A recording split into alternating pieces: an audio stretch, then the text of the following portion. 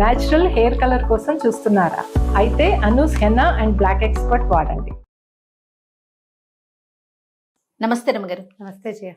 రమగారు, ఈ రోజుల్లో పిల్లల్ని చూసుకుంటే చిన్న వయసుల్లోనే ఉద్యోగాలు సంపాదించేసుకుంటున్నారు. క్యాంపస్లు అనేవి వచ్చేసినాయి. చదువుతూ ఉండగానే క్యాంపస్లో సెలెక్ట్ అయిపోవటం, జాబ్స్లోకి వెళ్ళిపోతున్నారు. జాబ్ రాగానే సహజంగా ఏం ఆలోచిస్తాం పేరెంట్స్గా? పిల్లలకి పెళ్ళిళ్ళు, ఆడపిల్లైనా మగపిల్లడైనా. చదువుకున్నన్ని రోజులు పొద్దున్నుంచి రాత్రి దాకా చదువుతోనే సరిపోతూ ఉంటుంది. స్కూలు, కాలేజీ, హోమ్ ట్యూషన్సో సపరేట్ సబ్జెక్ట్స్ కోసం ట్యూషన్సో ఇట్లా. ఇది అయిపోయిన వెంటనే ఉద్యోగం, పెళ్ళి, అన్నీ బాగున్నాయి. చక్కటి సంపాదన కూడా ఉంటుంది. కానీ పని పాటల విషయంలోనే చాలా ఇబ్బందులు పడిపోతున్నారండి. నిజంగా అసలు ఆడపిల్లలకు కానీ మగపిల్లలకు కానీ ఒక్క పని, కనీసం స్టవ్ వెలిగించి ఒక దోశ వేసుకోవటము, అంత అన్నం వండుకోవటం, అంత కూర వండుకోవటం కూడా రాని పరిస్థితుల్లో ఉంటున్నారు. ఇక్కడే మన ఇంటికి దగ్గరలోనే ఉంటే సంతోషం. అది ఎక్కడైనా వేరే ప్రాంతాలకు వెళ్ళి చదువుకోవాల్సి వచ్చినా, జాబ్ చేయాల్సి వచ్చినా, లేకపోతే పెళ్ళి, ఇప్పుడు నేను అన్నట్టుగా పెళ్లి చేసుకుని వెళ్ళాల్సి వచ్చినా వాళ్ళిద్దరే ఉన్నారనుకోండి, ప్రత్యక్ష నరకం కదా రమ్మగారు. చాలా. ఏమీ తెలీదు, ఏం చేయాలో తెలీదు. అదే ఓకే, ఎంత యూట్యూబ్ అనుకోవచ్చు, ఇప్పుడు యూట్యూబ్ వచ్చేసింది కదా, అంతా చూసి చేసేసుకోవచ్చు అని. ప్రాక్టికల్గా మనం ఇంట్లో చేసుకునేది యూట్యూబ్ చూసి ఒకేసారి ఇలా చూసి అలా చేసేదానికి చాలా డిఫరెన్స్ ఉండదు? ఖచ్చితంగా ఉంటుంది. అది అంటే మనం నేర్పించలేకపోతున్నామా, లేకపోతే అంత టైం ఉండట్లేదా, వాళ్ళే కేటాయించలేకపోతున్నారు, లేకపోతే ఇప్పుడే ఎందుకులే పెళ్ళైనాక ఎట్లానో తప్పదు కదా అనే ఒక ఆలోచనతో వదిలేస్తున్నారా? నాకు అర్థం కాదు. మగపిల్లల విషయంకి వచ్చేసరికి మగపిల్లలకి అస్సలు రాని పిల్లలు కూడా చాలా మంది ఉన్నారు రమ్మగారు. అవును, ముద్దుగా పెంచుతారు జయ. మనకి లేక ఒకటి రెండు పిల్లలు అయితే గబుక్కున అంత అన్నం వండుకొని ఇంత కూర కూడా వండుకోకుండా బయట నుంచి అన్నం తెప్పించేసుకుంటారు, ఆర్డర్ చేసేసుకుంటున్నారు. లేకపోతే ఏ చుట్టుపక్కల వాళ్ళని మోసేస్తారు కదా. చాలా ఇళ్లలో ఆడపిల్లలు ఉన్నా సరే నాన్నలే వంట చేసి పెట్టే వాళ్ళు కూడా కనిపిస్తారు. ఏంటంటే మనకి 1, 2, 2 పిల్లలు ఉండటము. ఇప్పుడు లేటెస్ట్ పెళ్లి చేసే పిల్లలంటే వాళ్ళ పేరెంట్స్ కూడా 2 ఉద్యోగస్తులై ఉండటము. ఏదైనా వంట మనుషుల్ని పెట్టుకోవటము, లేదా కూరలు తెప్పించుకోవటము, కూరలు బయట కర్రీ పాయింట్ల నుంచి వచ్చేయటము. ఇప్పుడు వంట ఒకటే కాదు జయ, రోజువారీ వ్యవహారం పొద్దున్నుంచి సాయంత్రం దాకా, రాత్రి పడుకునేదాకా మనకి అవసరమైన అన్ని విషయాలు ఎవరైనా ఎక్కడి నుంచైనా ఏదైనా ఏర్పాట్లు జరిగిపోతూ ఉంటే మనకి వాటి మీద డిపెండ్ అయిపోయి ఉంటాం. మనం ఇండిపెండెంట్గా అవ్వం. కానీ ఈ తరం పిల్లలు కొంత మీరు అన్నట్లుగా కొంత మారారు రమ్మగారు. ఎందుకంటే మా పింకి యూఎస్కి వెళ్ళింది కదా, అసలు వెళ్ళే వరకు కూడా ఇంట్లో ప్రతిదీ కూడా చేతికి అందించడం, నోటికి అందించటమేనండి. ఇప్పుడు వెళ్తే కుక్క పిల్లలు అనకూడదు కానీ ఎన్ని డిషెస్ అనుకుంటున్నారు రమ్మగారు. ఆ ఫొటోస్ చూస్తుంటే షాక్ అవుతున్నాం మేమైతే. ఏమిటి ఇవన్నీ వండేస్తాం, ఎలా చేస్తున్నావు అంటే మొత్తం మన వీడియోస్ అని చెప్తుంది. యూట్యూబ్ లో ఇప్పుడు ఒంటరిగా ఉంటే కొన్నాళ్ళు ఉద్యోగం కోసం శుభ్రంగా చేసుకునే పిల్లలు కూడా కనిపిస్తున్నారు. కానీ ఇబ్బంది కదా, ఇబ్బంది. ఫస్ట్ లో కాస్తంత ఇబ్బంది పడద్దు, దాన్ని ఎంజాయ్ చేసి చేయగలిగితే సంతోషం. అదే ఇది పి సత్యవతి గారిని, రైటర్ పి సత్యవతి గారు, పెద్దవారు జయ, 8 years ఉంటాయి. వారి కథలు భలే బాగుంటాయి. అందులో ఒక కథ రాశారు, ఒక రాజా ఒక రాణి అని. దీనికి ఒక కథ కూడా ఉంది, భలే బాగుంది, ఇంట్రెస్టింగ్గా. అమ్మాయిని వాళ్ళ అమ్మ అది ఎప్పుడే ఇంజనీరింగ్ అయ్యింది, కాలేజీలో అది ఆఫీస్లో చేరింది, క్యాంపస్ సెలెక్షన్ ఎంతో బాగుంది. అది ఫ్రెండ్స్తో మాట్లాడుకుంటుంటే పని పిల్ల వస్తుంది, జ్యూస్ ఇస్తుంది, జ్యూస్ తాగాక జ్యూస్ గ్లాస్ పట్టుకెళ్తుంది. వంటింట్లో వంట చేస్తుంది. పెళ్లి చూపులు అరేంజ్ చేసాం, నువ్వు రా, నీకు దీని దగ్గరికి, బీరువా దగ్గరికి ఏం బట్టలు వేసుకోవాలో చెప్తానంటుంది వాళ్ళమ్మ. ఈ ఫోన్లో కబుర్లు చెప్పుకుంటూనే వాళ్ళ అమ్మ దేవతోటి వెళ్ళి రేపు పెళ్లి వాళ్ళు వస్తే వేసుకోవాల్సిన డ్రెస్సు, దానికి మ్యాచింగ్ నగలు, కావాలంటే ఇంకో డ్రెస్సు కుట్టిద్దాం, అన్నీ వాళ్ళ అమ్మే అరేంజ్ చేసింది. పెళ్లి చూపులు, పెళ్ళైపోయిన తర్వాత ఏమిటి ఇప్పుడు ఎవరైనా వస్తే ఏం బట్టలు వేసుకోవాలో అమ్మే చెప్పాలి. దాని మీదకి నగేం పెట్టుకోవాలో, చెవులకి ఏం పెట్టుకోవాలో, ఎలాంటి వేసుకోవాలో, చెప్పులు ఏం వేసుకోవాలో అమ్మే. వంటింట్లో వంట మనిషి ఉంది, పై పిల్లకి చిన్నపిల్ల ఉంది, పై పనులకి అన్నీ అది అందిస్తుంది. ఇది బొమ్మలాగా తయారైతే చాలు, దాని ఇస్త్రీ బట్టలు రెడీగా ఉంటాయి, దాని ఫుడ్ ప్లేట్లో రెడీగా ఉంటుంది, లంచ్ బాక్స్ రెడీగా ఉంటుంది, వాటర్ బాటిల్ రెడీగా ఉంటుంది, హ్యాండ్ బ్యాగ్లో కూడా వాళ్ళ అమ్మ ఎప్పటికప్పుడు డబ్బులు ఉన్నాయా అని చెక్ చేసి డబ్బులు పెడుతుంది. పెళ్ళయింది. పెళ్ళైతే ఓ రోజు రాత్రి అల్లుడు ఫోన్ చేశాడు అర్జెంటుగా, ఏంటండి మీ అమ్మాయి ఒక మాట విందు, ఎంతసేపు ఆన్లైన్లోనే ఉంటుంది, ఫోన్లోనే ఉంటుంది, ఒక పని రాదు, ఎంతసేపు ఏడుస్తుంది, ఇండియా వెళ్ళిపోతానంటుంది, ఇదేమన్నా బెజవాడ బందరా ఊరికే పంపించేసేయటానికి, అర్థం చేసుకోదు అని పెద్ద పెద్ద కేకలు పెట్టాడు. ఒక్క పని రాదు, ఏ పని చేయదు, ఎప్పుడు ఆన్లైన్లోనే ఉంటుంది అన్నాడు. కూతురుకి ఇచ్చాడు. ఇప్పుడు కూతురు ఏమైనా చెప్తే అల్లుడు వింటే బాగోదు కదా. ఎక్కడికి బోళ్ళంత ఖర్చు పెట్టాం పెళ్ళికి, కట్నం వద్దని బాగానే బోళ్ళంత ఖర్చు పెట్టిచ్చారు. కట్నాలు వద్దంటారు కదా, కట్నం వద్దు గ్రాండ్గా చేయండి అంటారు. ఇవాళ రేపు నేను ఇది అనుకుంటాను, ఓ 10 లక్షలు ఇవ్వండి అంటే 10 ఇచ్చి మిగిలినవన్నిటికీ కట్ చేయొచ్చు. ఇప్పుడు ఈ కట్ చేయకపోతే 10 కాస్త 30 అవుతోంది. అంతేగా, 30 అవుతుంది. అన్ని గ్రాండ్గానే. కట్నం లేదుగా, కట్నం లేదుగా, కట్నం లేదు, ఇదే పాట. కట్నం లేదు, కట్నం లేదు. కట్నం ఇచ్చిన రోజునే హాయిగా ఉందనుకుంటారు కొంతమంది ఫ్రెండ్స్ ఉన్నారు ఈ మధ్య, పెళ్లిలే ఆడపిల్లలు పెళ్లిళ్ళు చేసిన వాళ్ళు. కట్నం ఇచ్చిన రోజునే హాయిగా ఉంది, మేము ఇంతే చేయగలమండి అని చెప్పేవాళ్ళం. ఇప్పుడు వెళ్ళలేవు ఖర్చులకి. ఈ కూతురుతోటి మాట్లాడి కూతుర్ని, ఏమే ఎందుకమ్మా కాస్త పని చేయొచ్చు కదే, ఆ పాత్ర నేర్చుకుంటే. ఏం నేర్చుకోనమ్మా నేనేం నేర్చుకోను? ఏనాడైనా నన్ను ఏమైనా చేయనిచ్చారా? ఆఖరికి నా కాఫీ గ్లాస్ కూడా పని పిల్లే పట్టుకెళ్ళలేదు కదా.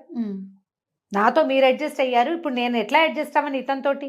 ఎంతసేపు నన్ను పని మనిషిని అనుకుంటాడు, వాళ్ళ అమ్మలాగా చేయట్లేదంటాడు, కౌంటర్ శుభ్రంగా లేదంటాడు, బాత్రూములు కడగమంటాడు. నేను ఎప్పుడైనా చేశాను, ఇప్పుడు నన్ను అవన్నీ చేయమంటున్నాడు.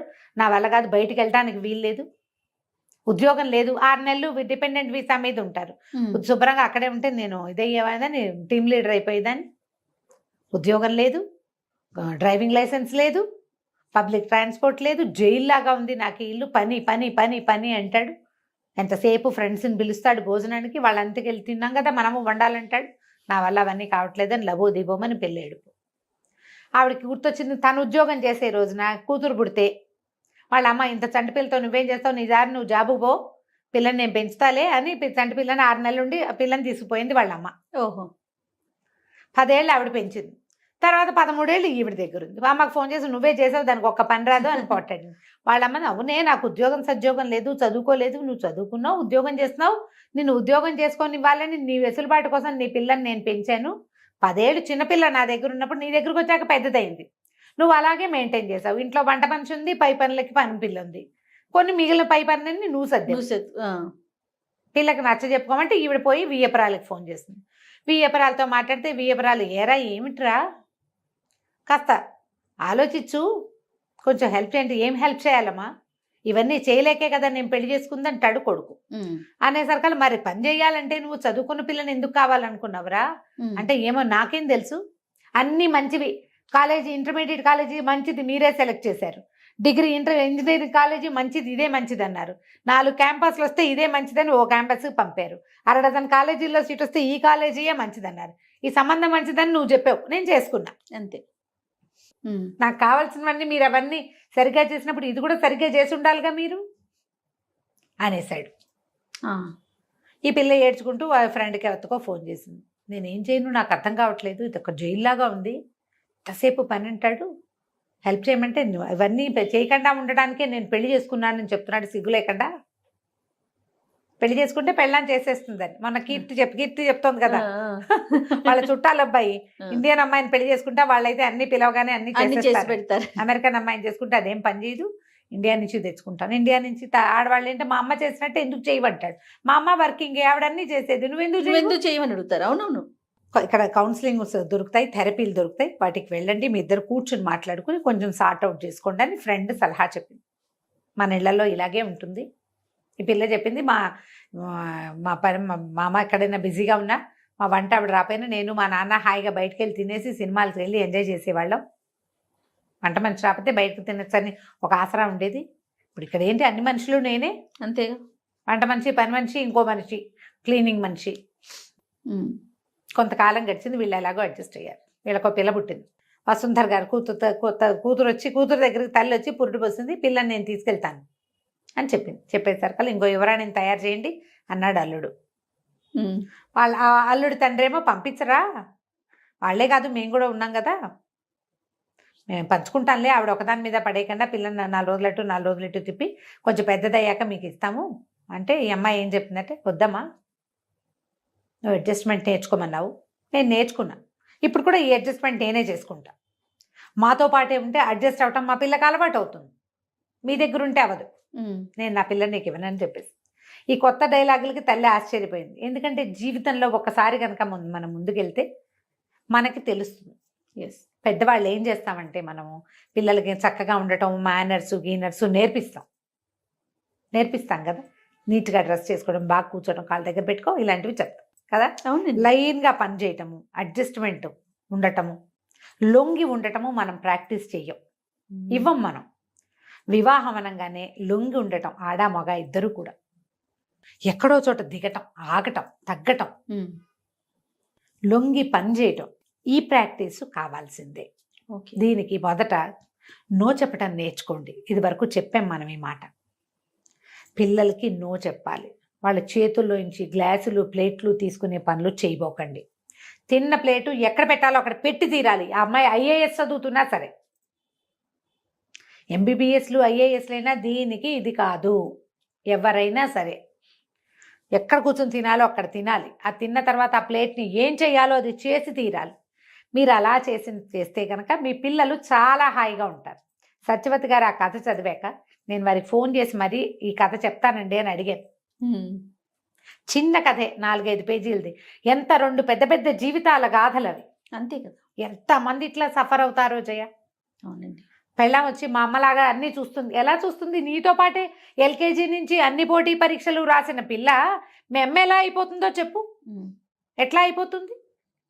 అన్ని పోటీ పరీక్షలు, అన్ని చోట్ల కాంపిటీషను, అన్ని ఉద్యోగాలకి వెంపర్లాట, ఇవన్నీ నీతో సమానంగా చేసిన పిల్ల మీ అమ్మలాగా ఇల్లు గడగటము, వాకిళ్ళు గడగటము, వాకిట్లో ముగ్గేయటము, పువ్వులు కట్టటము. పువ్వులు కట్టడం రాదు మా కోడలకని ఒక ఆవిడ వెటకారంగా చెప్పారు. అదో పెద్ద బ్రహ్మ విద్య. రాకపోతే పోనీ, వరకు నేర్చుకునేవాళ్ళం చిన్నప్పుడు. ఎండాకాలం పువ్వులు కట్టడం నేర్చుకోవటం, ముగ్గులు వేయటం నేర్చుకోవటం, మెహందీ పెట్టడం, అవన్నీ నేర్చుకునేవాళ్ళం. ఇప్పుడు అసలు ఏవి పిల్లలకి? వాళ్ళకి ఇంట్రెస్ట్ ఉంటే నేర్చుకుంటారు, లేకపోతే లేదు. అవి వాటికంటే చాలా అవసరం ఏంటంటే రోజువారీ ఇల్లు నడిపే చతురత కావాలి కదా. కావాలిగా. అవునండి. అవి నేర్పించండి, ఆడకి మగకి కూడాను. డెఫినెట్. ఆలోచించండి ఇలాగా. రైట్ రమ్య గారు. నమస్తే. నమస్తే జయ.